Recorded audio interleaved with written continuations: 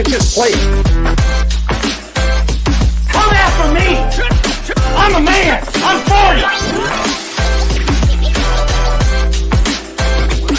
Can't wait! Let's go!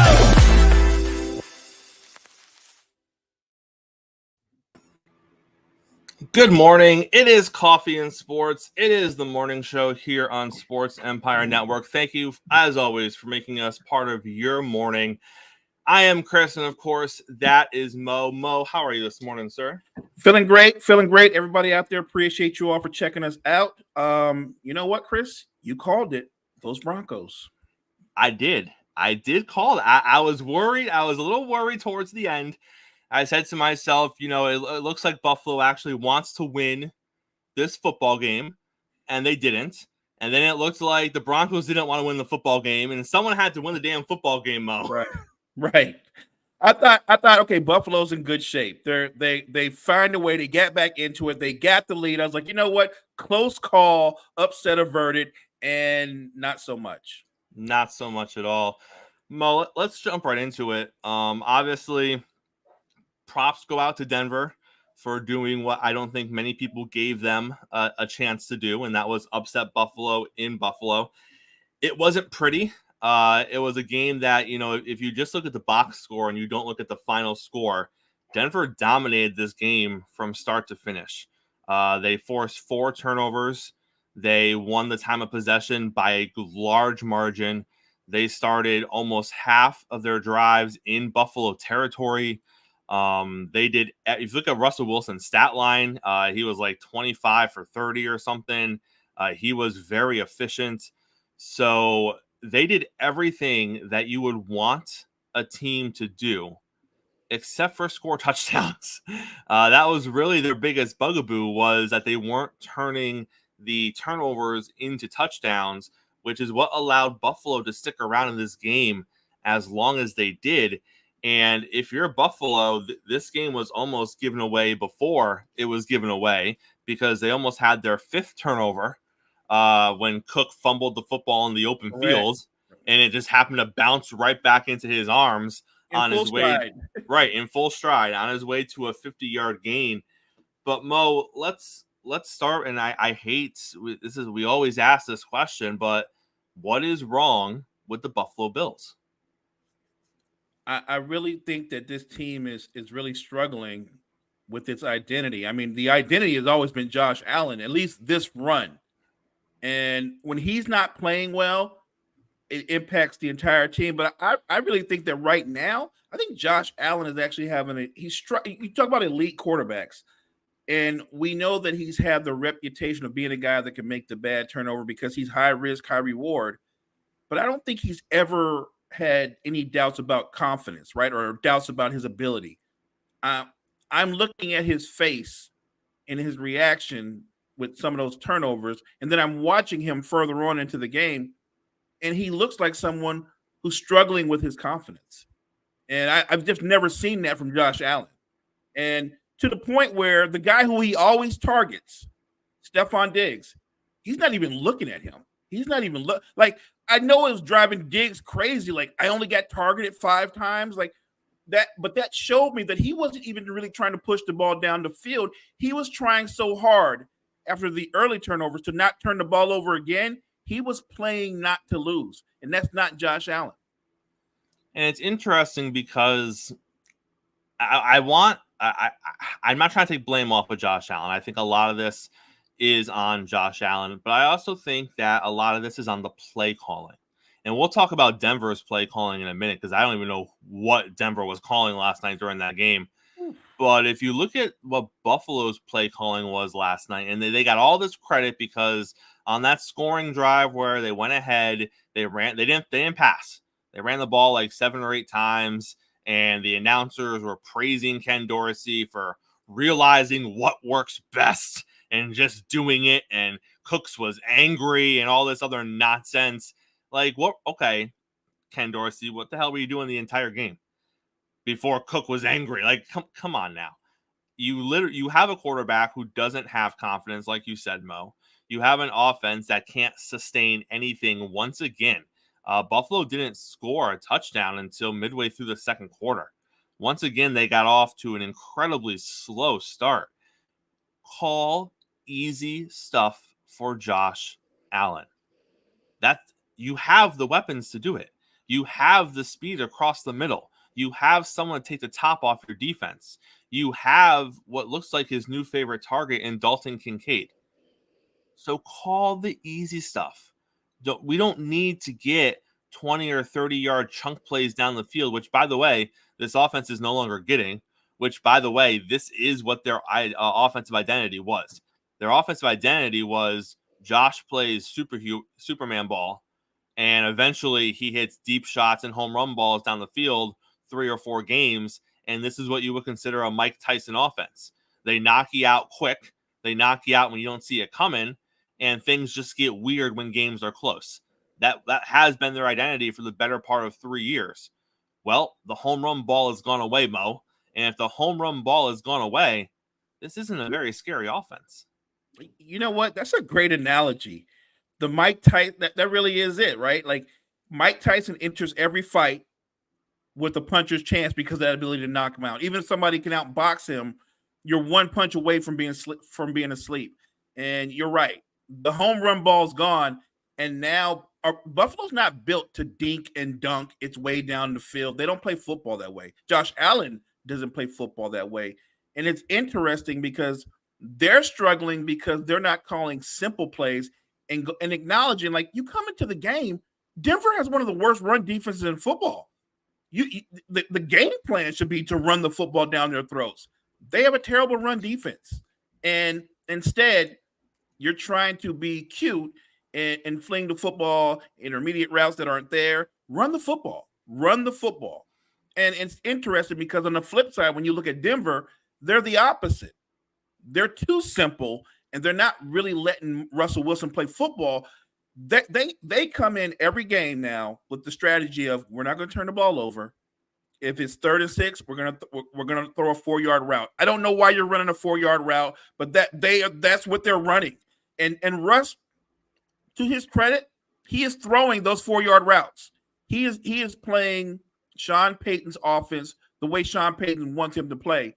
And it has to be frustrating because, to me, it's clear that Sean Payton doesn't have confidence in Russell Wilson.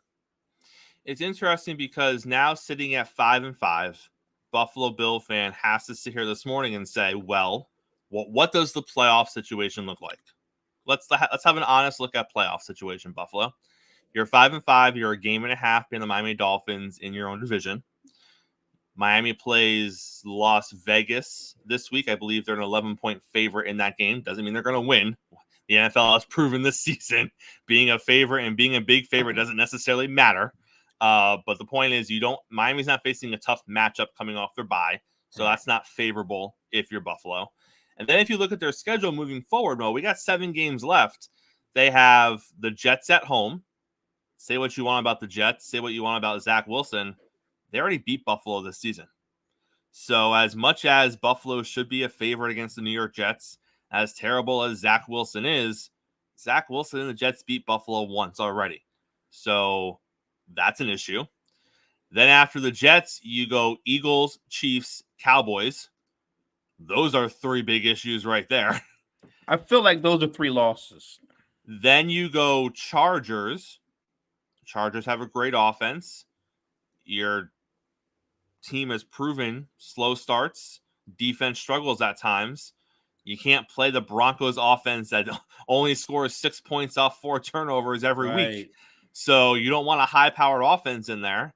I'm not saying I'm scared of the Chargers defense, but the way they're playing offense, I'm not scared of their offense either for Buffalo. Then you got the Patriots. Oh, they already beat you this season with Mac Jones. So I understand that Mac Jones is awful and the Patriots are awful. They already beat you. And then you close the season in Miami. And yeah, you handle Miami and Buffalo, but you struggle with Miami and Miami. So Mo, I don't know. You're sitting at 5 wins right now. We talked yesterday. We think you're going to need 10 at least in the AFC to find the wild card. I don't see 5 wins on the schedule for Buffalo. I don't either. And here's the thing: that Patriots game, the Patriots are having a horrible season, but you don't think that Bill Belichick wants to end Buffalo's season? That'll be the Patriots Super Bowl if they can knock somebody out, a division rival, out of the playoffs. They're going to be up for that game. You will get the best version of the Patriots that game. I think Buffalo's it is in doubt to me when I look at the remaining schedule. The first game up, like you said, that's not automatic with the Jets, because we can say what we want about Zach Wilson. Josh Allen has been very Zach Wilson-like in his own right. So I would say that game is a pick 'em. That could go either way. And that might be the easiest game left. So I don't think Buffalo's going to make the playoffs. I don't see them going on a run, not with the way they're playing on both sides of the football. And more importantly, not with the way Josh Allen is playing. Mo, don't worry. Just when I know you were looking for it last night. I know that you were out of the back of your mind, in the corner of your eye. You were like, where is it? Are they going to show the Stephon Diggs meltdown? Let me get a little taste of it. It had to be coming. We didn't get to see it, but fear not, the Diggs family did not let us down, because after the game, Stephon's brother, who is nursing an injury in Dallas right now, he took to social media, he took to X, and he tweeted, or whatever they call those things now, that 14 needs to get himself out of there being, of course, in Buffalo. Mo, not the time for this nonsense, not the place for this nonsense. And I'd like to point out, I think Diggs had 2 drops last night. So you're definitely not part of the solution, my man. Right. And look, no one is saying that Stephon Diggs is not a playmaker, but he sulks when he doesn't get the ball. And when he sulks, I don't think he runs routes as hard because he's sulking. It's not always about the team. It's usually me first and then the team. So I understand where his brother's coming from, but the reality is, where is he going? Where would he be going? Because if Buffalo doesn't make the playoffs, I'm not so sure that the Bills wouldn't mind moving 14. They're not going to move off of Josh Allen. No. I just hope that Stephon returns the favor come playoff time when Dallas gets stomped out by the Eagles or the Niners. And he tweets out, get 7 out of there. Right. You got to get 7 the hell up out of there. Right. We can't have him keep losing to Philly and San Francisco like this. It's not right. It's not right. Yeah. They're kind of in similar situations. I didn't think about that. That's a good point. All right, JG. Not JG. Well, I got JG on the brain because JG's coming on the show. We love having him. Let's welcome JG to the show this morning. We got some baseball things to talk about. JG, how are you this morning, sir? I'm doing good. How you guys doing? Morning, JG. Morning, JG. This Ohtani stuff, man. I mean, it's like a soap opera. It's the days of our lives over here, because every morning we get a new wrinkle to the Ohtani stuff. Yesterday it was, he's going to make it quick. He's not looking to extend this. It could be early next month, if not sooner. Now we wait 24 hours, and now we get, hey, he's intrigued by the best team in baseball. He's intrigued by the Atlanta Braves. Yeah, they're not on the West Coast. Yeah, they were never really in his group of teams originally, but the man is intrigued. And then to make it even more interesting, it comes out that he might be interested in signing a short-term deal with a lot of money and then potentially hitting free agency again. So, JG, with that in mind, I ask you this. Could he be willing to go to an East Coast team like an Atlanta, like a Texas, for 2 years? Big money. See what happens. See if he wins a World Series or 2. Hit the market again, and then maybe take a long-term deal and go back to the West Coast. Is he trying to literally have the best of both worlds here? Is he trying to win championships early and almost hedge his bet by going to a team where he's like, they're in the window, they're going to be there the next year or 2, maybe I can get one, and then he'll sign a 4 or 5 year long-term deal in the destination he actually wants to be in? Yeah, it definitely opens up a lot more possibilities for a short-term deal. I think more of a 3-year deal. I don't know about a 2-year. The reason why I say a 3-year deal, obviously, what makes Shohei so special? He's a unicorn that can be a DH and a pitcher. He's not pitching in 2024 after Tommy John surgery. He's only going to be a DH.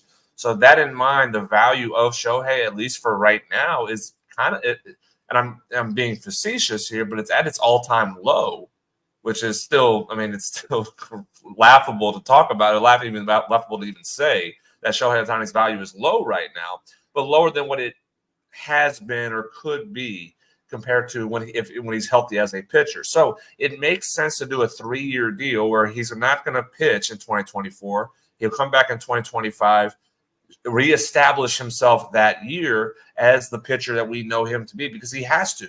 This is his second Tommy John surgery. So he has to reestablish himself as that great pitcher that he has shown us to be over the last few years. And then the 2026 season, his free agent year on the 3rd-year contract, he now says, yeah, hey, I am the best. I'm healthy. I'm ready to go. And this is where I'm going to get my most valuable contract on that long-term deal. So I think a 3-year deal does make sense. I don't think the Players Union is going to be very happy about that unless he absolutely maxes out on the amount of money that he's going to make in those 3 years. But Players Union always wants the long-term deal that's going to be, the 10 to 11, 12, $300 to $400 million is kind of what they've been talking about for Shohei. They're going to want that because it reestablishes the market for the next crop of top free agents. But for Shohei, it does make sense to do a small-term deal to reestablish your value as not just one of the best two-way players in history of baseball, but as well as reestablishing your value as a pitcher over the last 2 years of that 3-year deal.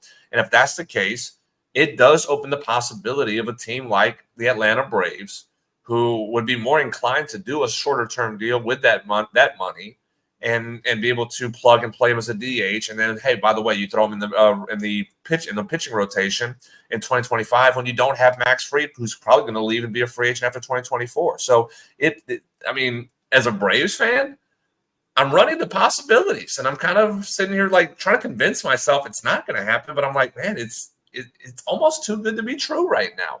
And it's not just the Braves. It does open up other teams. The Chicago Cubs being one of the teams that have been listed in that aspect of a short-term deal. Texas Rangers have been in this mix on both sides, long-term and the short-term. I still don't think the New York teams are going to be involved. I don't see that being the case, but it does open up more options, which is kind of funny because we talked about the lesser options being talked about, mentioned, 2-3 teams, and now we're saying maybe there is more teams right now, and this could be a little bit. And ideally, I mean, I think the highest annual contract right now is somewhere in the neighborhood of like 42 or 43 million. Obviously, he's going to want more than that. He's going to want a big number for those 2 or 3 years that he's with the team. But JJ, you make a great point. If he signs a 3-year deal, let's say 50 million a year, he's going to blow away that 43.3 number. He's going to set a record there.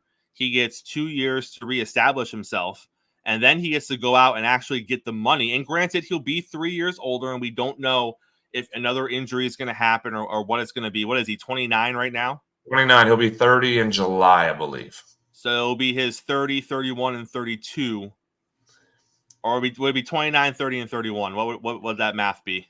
He'll be in 2024, 30, 31, 32 when he becomes a free agent. When he's a free agent, he'll be 32.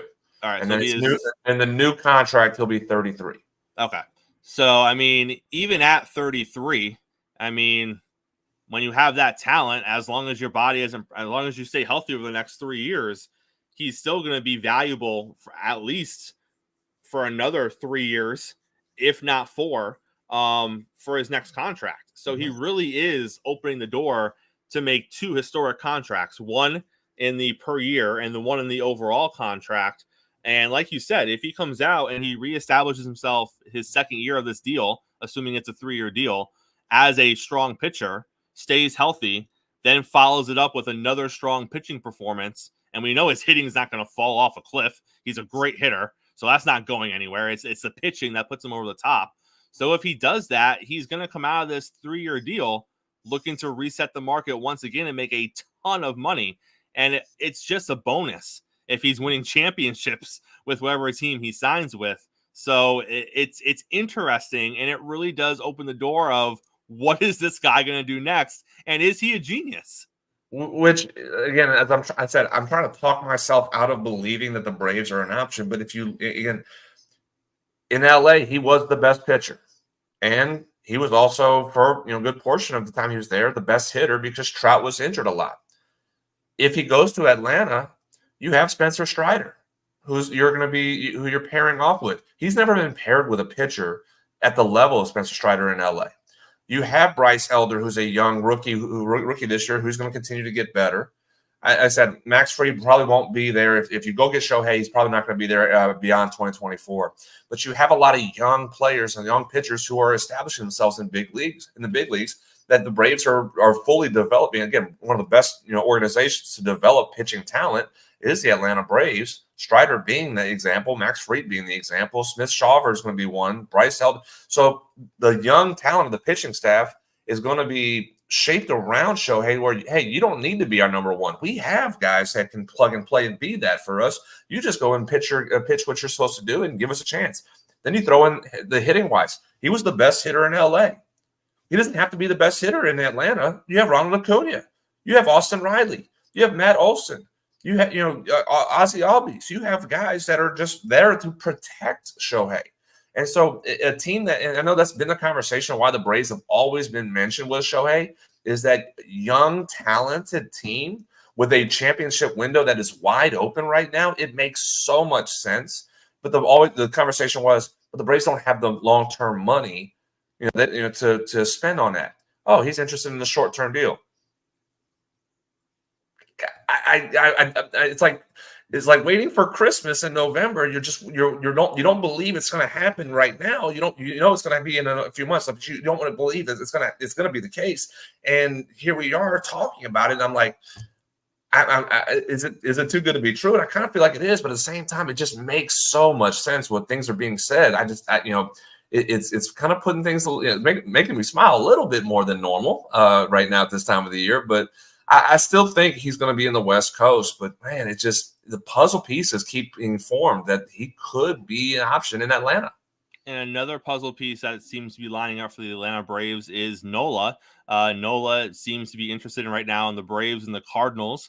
Obviously, if you're looking at, he's in his, I believe he's 30 or 29, 30. So he's right around the same age. It could be another situation where maybe you sign him to a 3-year deal as well. And JG, as if playing for the Braves already wasn't appealing enough, given what they already have going for them. If they were to sign Shohei Ohtani, I mean, now it just sells itself, especially if you're a starting pitcher, because you walk in there saying, okay, obviously he won't pitch this season, but when he's slated to pitch next season, I'll still be here. And look at that potential lineup. I don't got to worry about being a 1 or a 2 for this team, even though I have the talent to be a 1 or a 2. I could just slot into the 3 spot easily and not have a care in the world. And there's still talent below me that might even push me for the 3 spot. Like, this is a really great situation when you're talking about signing someone like Nola, is it not? It is. And this is kind of the thought process, at least looking at Aaron Nola, and also Sonny Gray is an option that the Braves have kind of kicked the tires on too. So one of those two may be in Atlanta. And the thought process is they're signing one of those guys. They're going to potentially sign one of those guys to be the replacement to Max Fried in 2025. But you're still going to keep Fried because your championship window is wide open. So if you sign Nola or Gray, your number 1, 2, and 3 is Fried, Strider, and one of those 2 free agents. On top of talking about Shohei Ohtani, Shohei now replaces Charlie Morton in 2025 as a starting pitcher because they got the mutual option for 2024. More likely, this will be his last season in pitching. He's 40 years old. So now you kick in that you sign Gray or Nola. Fried does leave, and you're now looking at Spencer Strider, either Aaron Nola or Sonny Gray, and then Shohei Ohtani as your 1, 2, 3 in 2025. Again, puzzle pieces just sound so good about it. And it does make everything appealing because, as I just said, the young core of this team, that the age is 25 years old. I mean, again, Michael Harris is 22 years old. I mean, Ozzie is 25, Acuna is 25, Austin Riley's 26, Olson's 28, 29. I mean, Sean Murphy's 29. This is a young team still. Like, not talking about like the Phillies, where me and Gene went back and forth during the back end of the season, where the Phillies core, they're in their 30s, and their championship window is still wide open right now. But the Braves core is in their mid 20s right now, as far as just overall the average core age. the window is so wide open. So it makes so much sense for these guys. If you're able to get these guys, if you're able to go get Ohtani, and then you can plug and play and go get Nola or Sonny Gray to replace Max Fried, you keep the window wide open, even for a 3-year stretch. And on top of that, because even after those guys leave, you're still talking about guys who are in their 20s that are in your core. They're not in their 30s yet. So, it's talking about appealing and just the championship aspect. And the team has money. They're increasing their payroll another $35 million, I believe is what I saw this season, to where they're pushing almost $225 to $230 million on their payroll. So, I mean, again, money's there. Winning culture is there. It just makes so much sense for a lot of these guys.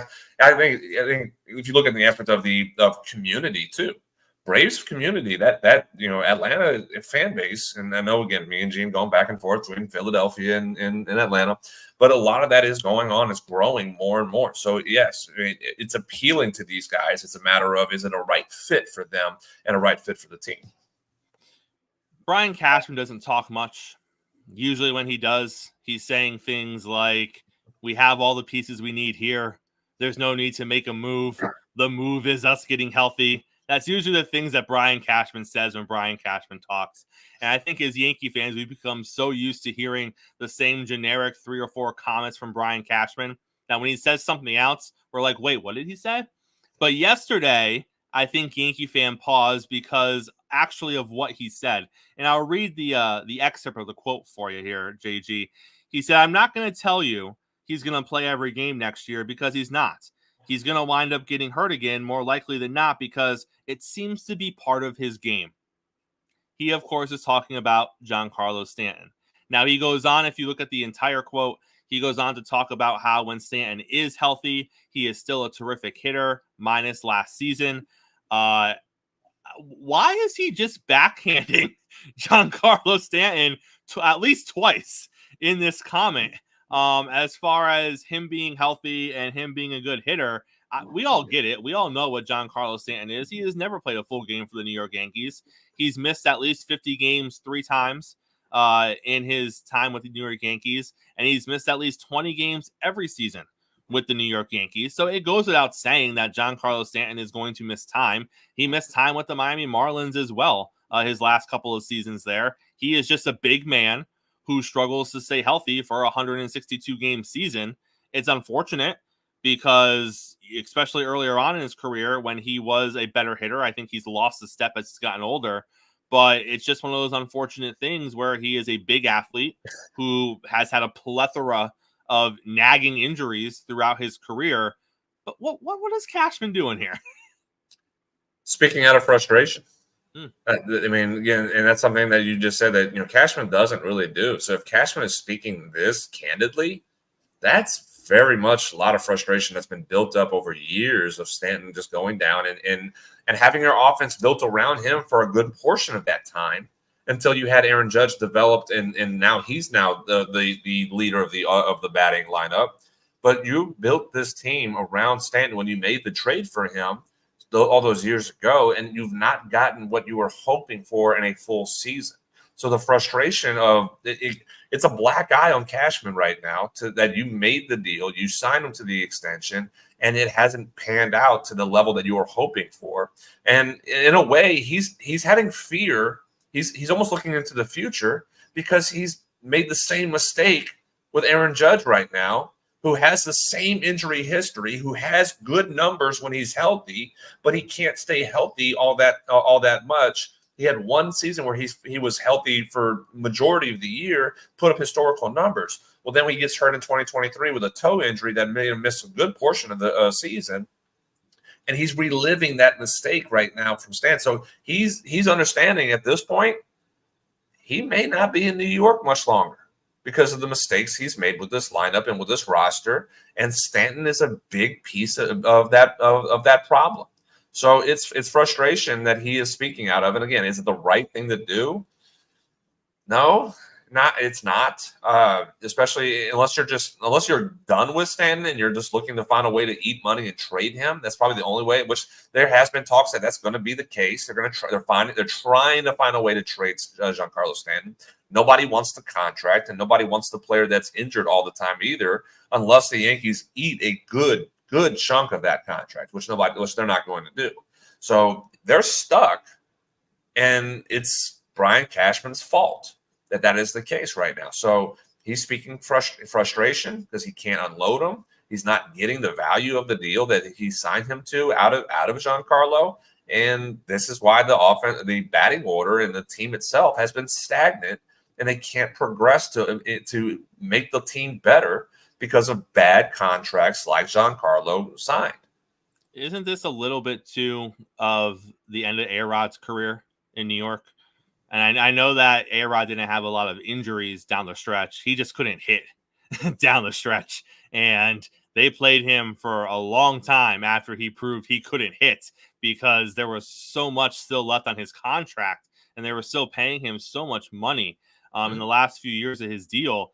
And it's almost the same situation, is it not, JG, where you knew it was going to be when they brought A-Rod over, you knew it was going to be bad. Now they got the World Series out of it, which is what they wanted. But you knew the end of the contract was going to be terrible, and it was. You knew the end of the Stanton contract was going to be terrible, and it's proving to be that. And you're adding the injuries into it, and you're adding the fact that the strikeouts are going up, the hits and the home runs are going down, and he's looking at the future with Aaron Judge. He's great now, but like you said, but it's a long deal, and if history is going to repeat itself, which it often does in baseball, the end of that contract's not going to be great either. So is it just everything kind of piling on him right now and saying that I just keep finding myself in this situation where I give really great home run hitters bad deals? Yeah, absolutely. And again, that's kind of what Judge was pushing out there, is saying that y'all are valuing the wrong stats and wrong numbers, that the strikeouts that don't matter. But the strikeouts do matter.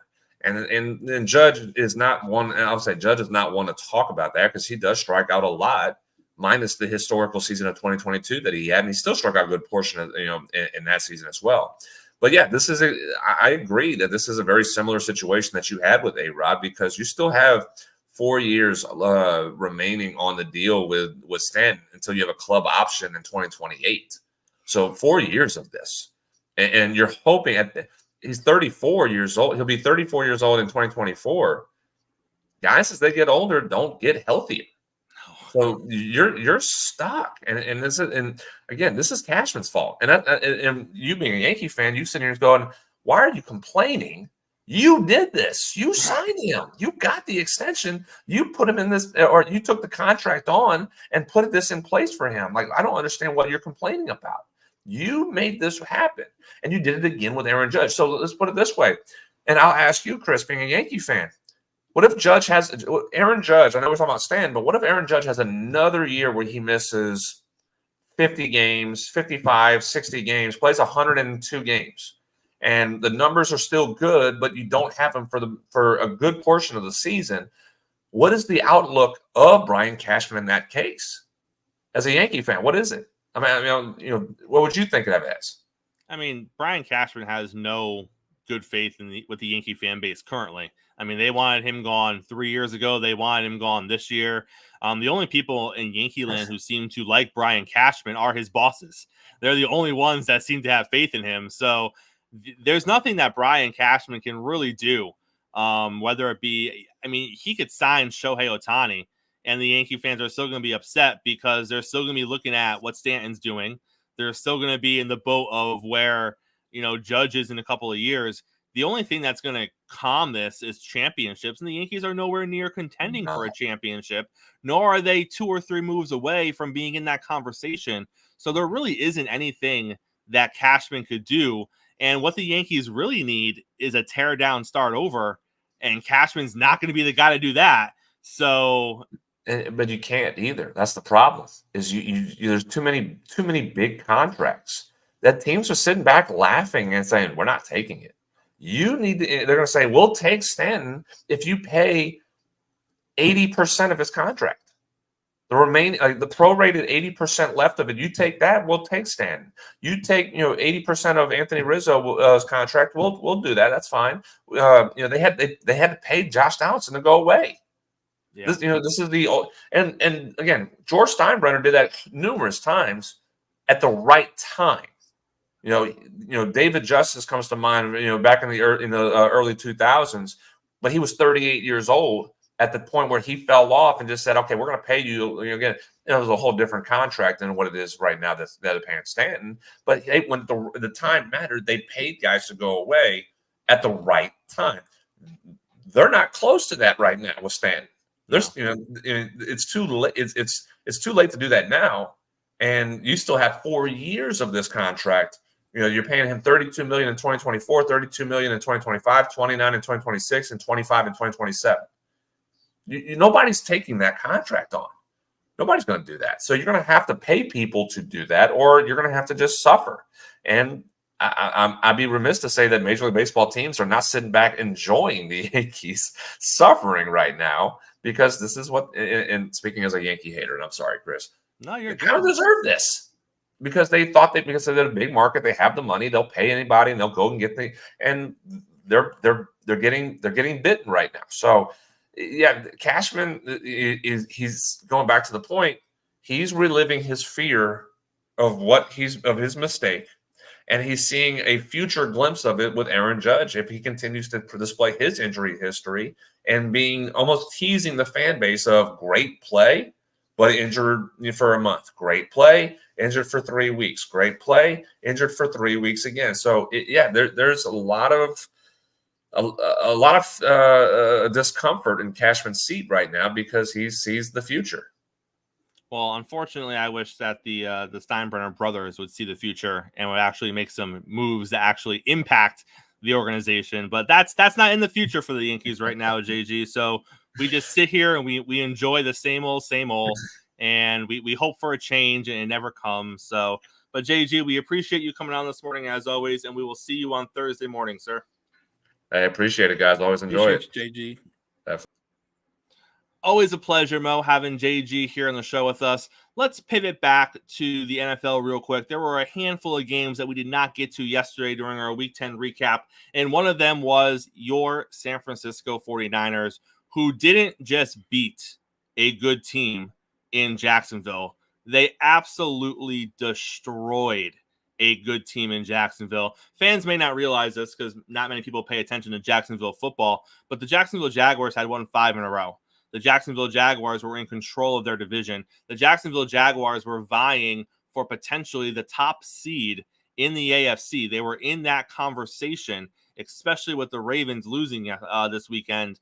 And then to go into a game against San Francisco, and Mo, they didn't just lose. I'm sure you watched the game. It wasn't competitive.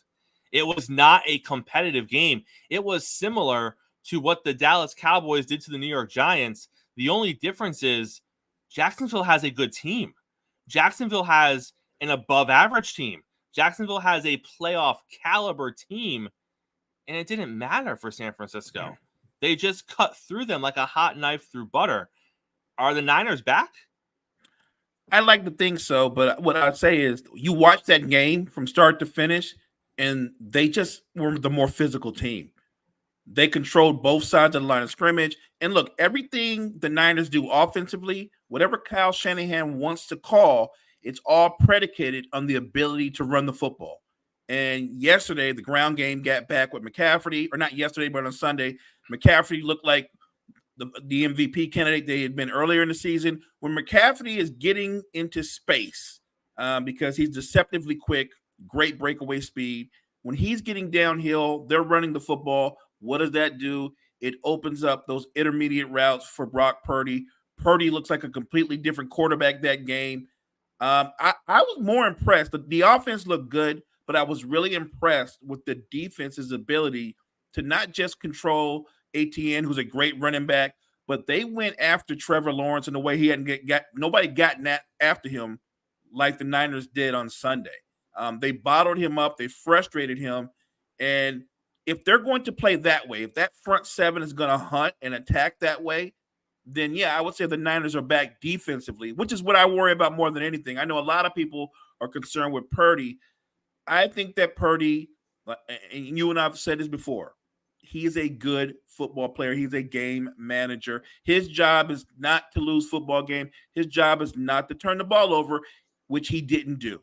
If Purdy plays clean and you've got the weapons that they have, the Niners are going to be fine. I was shocked that they did it so easily. I'm sure you were. I thought it was going to be a close game, and I thought they would pull it out in the end. For them to dominate Jacksonville, that surprised me. Mo, the Pittsburgh Steelers somehow won another game. They keep finding ways to win games. How are they 6-3? It wasn't pretty at times. It looked like the Packers were going to win that game.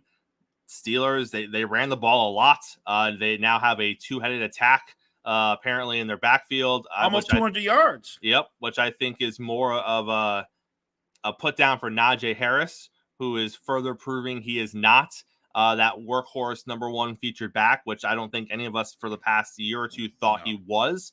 But I'm glad that they're recognizing it now and they're getting his backup involved. I believe his name is Warren. He played great. The Buccaneers knocked off the Tennessee Titans. The Buccaneers keep their slim playoff hopes alive. It's great to see Baker get a bounce back win. Will Levis looked like a rookie quarterback. It's going to happen. I still think that he's doing good things in Tennessee. It's just going to take time with him. Agreed. And then, of course, the Colts won overseas against the New England Patriots. But, Mo, let's talk real quick about the AFC playoff race right now as we get ready for Week 11, because it is absolutely brutal in the AFC. Let me just give you this rundown real quick. If the playoffs started today, your playoff teams would be Chiefs, Ravens, Jaguars, Dolphins, Steelers, Browns, Texans.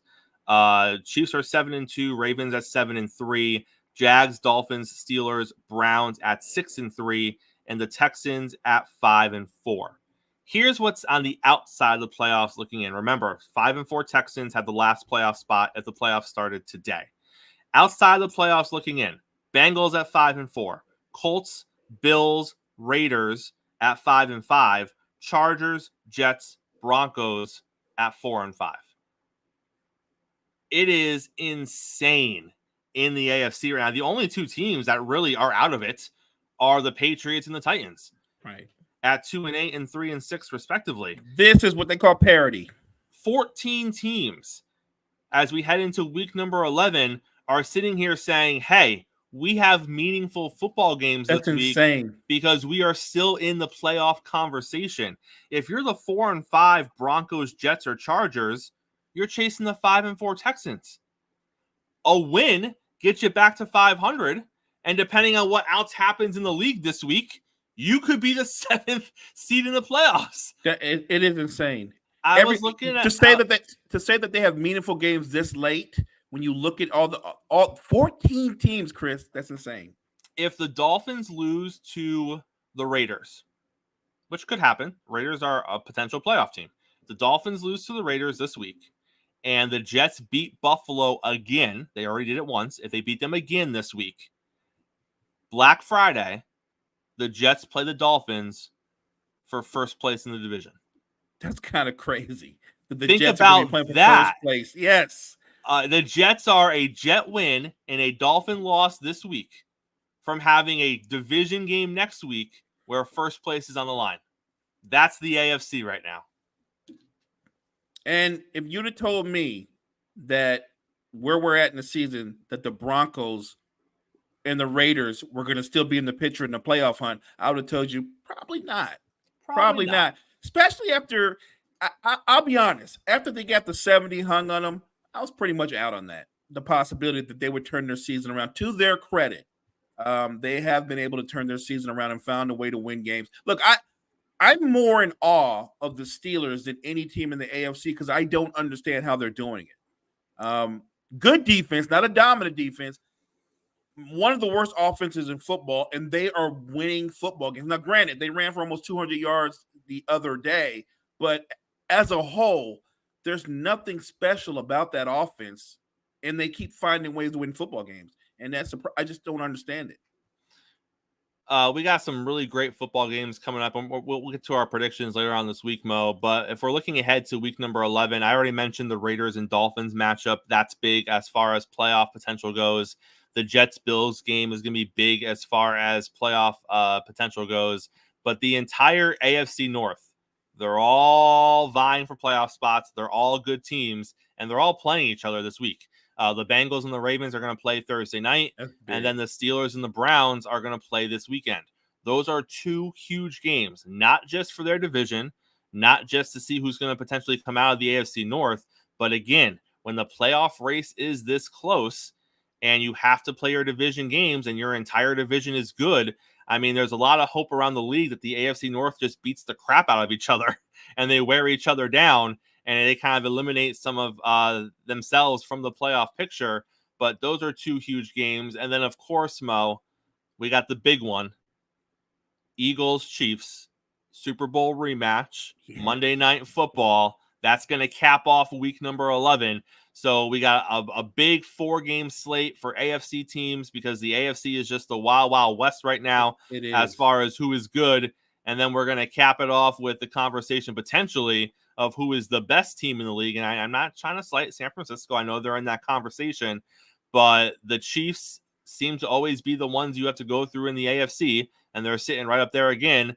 And the Eagles are sitting up there on top of the NFC. So that's going to be a huge game as well. And that's all happening this week for week number 11. Before we head to our last break, though, I couldn't not comment on this. The juice, the Kool-Aid, whatever it is they're drinking in Dallas, CeeDee Lamb is drinking it now too, because he has come out this week and he has said that he is the greatest wide receiver in the NFL today. Mo, it comes to a point where when you get guys like Lamb and Tyreek Hill and Justin Jefferson, they're all good. They're all great. They're all elite. I personally am not going to put CeeDee Lamb ahead of Justin Jefferson or Tyreek Hill. I think Tyreek Hill is the most feared receiver in the league. Just watch how defenses play him. Let's see what the Dallas secondary does against him later on this season, because they're going to be scared like every other secondary is when Tyreek Hill is running straight at you because you're afraid he's going to run right by you.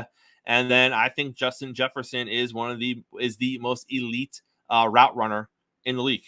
I think the way he runs his routes with his combination of his hands and his size and his speed, I think those two are ahead of CeeDee Lamb. But is it by miles? No. CeeDee Lamb is a great wide receiver, Mo. He is a terrific talent. But I would put both of those guys ahead of him for sure. And look, I would argue he might not make the spectacular catch, but a healthy Cooper Kupp, I would put him right there too as well. I agree. All right, let's take our last break, Mo. We'll come back. We got some NBA stuff to wrap up the show. We'll do it right on the other side of this. Stay tuned. Coffee and Sports. It's the morning show here on Sports Empire Network. Hey, y'all, I'm Key. And I'm Jory, and tune in to Hoop Dreams and Touchdown Queens every Saturday at 5 p.m. over on Sports Empire Network. And don't forget, also watch us on Roku TV at Northeast Streaming Productions. So tune in. Welcome back. It is Coffee and Sports. It is the morning show here on Sports Empire Network. Mo, we got two NBA things before we head out this morning. The first being that NBA execs believe that Klay Thompson is not going to leave Golden State. They see him re-signing either this season or at the end of the season, but they do not think that he is going to be finding a new home next season. What are your thoughts? Is Klay staying a Warrior, or do you see him testing out the water somewhere else? I think Klay is going to stay a Warrior. I do. I don't think he wants to leave. I think he wants to retire a Warrior. They will find a middle ground to where he gets enough money, a longer enough deal to where he'll stay. And I think that Steph Curry will have some input in that as well. So whatever Steph wants, along with what Klay wants in terms of what he's done for the franchise, I don't think Klay is going anywhere. Although I will say this, when you look at the Warriors right now today, look at the season that they're having and their weaknesses, clearly, this is a team that needs to make a move. And I'm not talking about like a roster move or a rotation move, a significant shakeup. They need to bring in a talent, a shot creator and a shot maker, because right now they look like a team that won't be making the playoffs. 100%. And former Warrior Jordan Poole, he was a shot maker. He was a shot creator. He is now the man on another team in Washington, and he is not doing well, Mo. And Paul Pierce came out yesterday, and he chimed in on Jordan Poole, and he said this. He said that Jordan Poole is finding out how hard it is to be the man when the scouting report is all about you. It's tough. What do you think of Paul Pierce's comments on Jordan Poole and the season that Poole is having so far? So he's right. It is harder when you're the man. That was the Wizards' mistake when they went with that trade. Jordan Poole's not the man. He doesn't have the man skill sets. He was in his perfect role with Golden State as a sixth man. He's a streaky shooter. I know they called him the third splash brother, but when you look at his shooting splits, it's more like a sprinkle. He's not a splash brother. He doesn't shoot like Steph and Klay. And putting him on the Wizards, I guess the idea was on a bad team, he could be the leading scorer or the best player on a bad team. Well, the best player on the Wizards is actually Kyle Kuzma. It's not Jordan Poole. And Kyle Kuzma showed you, for what it's worth, that he could be the third best player on a title-winning team. So, to me, Jordan Poole is misplaced. He's not a point guard, first of all. He's more of a two guard than a point guard. And he's not a great facilitator, and he doesn't shoot a high percentage. If you look at his career shooting percentages, shoots about 43% from the field, 33% from three. He's a streaky shooter. On a good team, he's the third option or the first guy off your bench. So I think Paul Pierce is correct, but I think the Wizards made a mistake. They thought star. They thought that Poole was going to be a breakout once he got away from Golden State, that he could be a star, the kind of guy that you can build around. Maybe they thought he was going to be a lesser version of Steph or Trae Young, somewhere in that vein. That's not who he is. He is a sixth man. He is a Jamal Crawford or a Lou Williams. And I think Washington is finding out the hard way. Good player, not a great player. And Mo, let's not forget, he is also a turnover machine. He has some of the most ridiculous, stupidest turnovers. And they usually come at the most inopportune times, because he wants to put the ball on the floor and try to razzle-dazzle you. Right. Or he's running 150 miles per hour for no reason. Just slow it down, Jordan. And that's what Warrior fans were tired of seeing, was just costly turnovers in moments where he wasn't getting outplayed. He was just trying to do too much.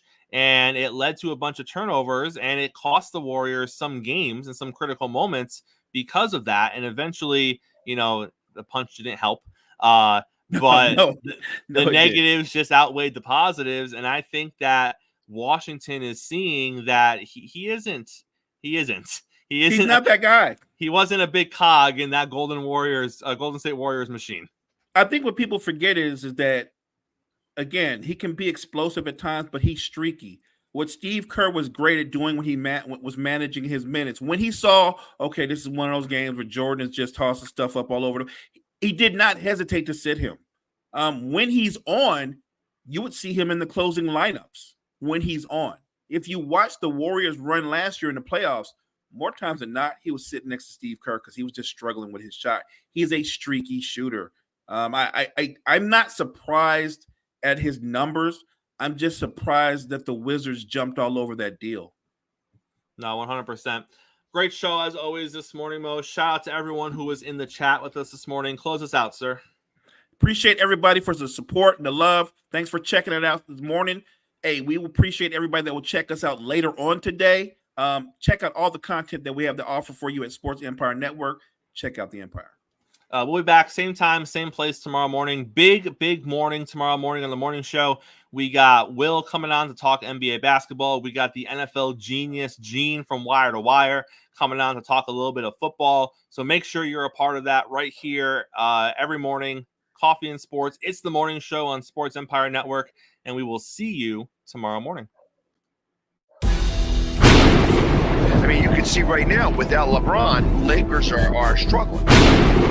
Let me tell you about a team I hate, all right? I know the Dallas Cowboy fan is here, so I had to make sure he knew how much I hate this team. I'm ready. I've often said that the people who run baseball, they try very hard to ruin it.